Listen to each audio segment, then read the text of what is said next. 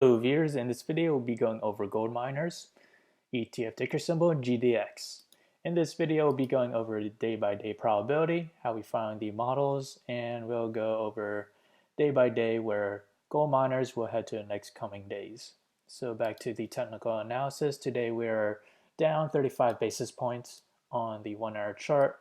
We start to see a divergence on the 1 hour MACD, and on the 4 hour chart we reach positive MACD on the 4 hour chart. We are on the 9 and 18 moving average support. If we expand that to the daily chart, we are slightly below the 18-day moving average, this purple line. I do see a possibility we may touch the 9-day moving average, this blue line, once again, and be in a very tight range until we have a high volatility to spike to the upside or to the downside. So I do see gold miners having in a tight range. So I do see a possible support around the 50-day moving average, this yellow line, and that also coincides with the 100-day moving average. That would be our immediate support, which is around $27.80. And as for resistance, past resistance that dated back to this year, January 3rd, and back here to August 8th of last year, which is around a price of $29.80.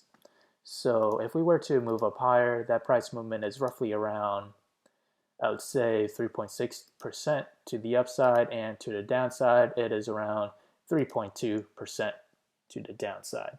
So back to the day-by-day probability model. So as the day progresses, we have a tight range between the 1 standard deviation and 1 standard deviation up, slightly in favor of 1 standard deviation down, or 0 to -3% as the day progresses to the 7th day. However, we do have one extreme case on the 7th day to the upside. Gold miners may reach 3 to 6% to the upside, as opposed to 0 to 3% to the downside.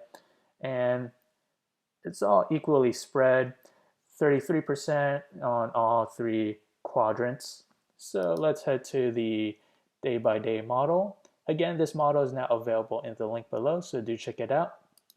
So we have 1 day out, 2 days out, 3 days out, 4 days out, 5 days out, 6 days out, and 7 days out. So which one of these models we should focus on? Ideally, the model that is the best match to the current trend. Right here we have the current trend, and below is the trend that I believe is the best match. This trend dates back to August 17th to October 17th, 2018 to January 15th, 2019.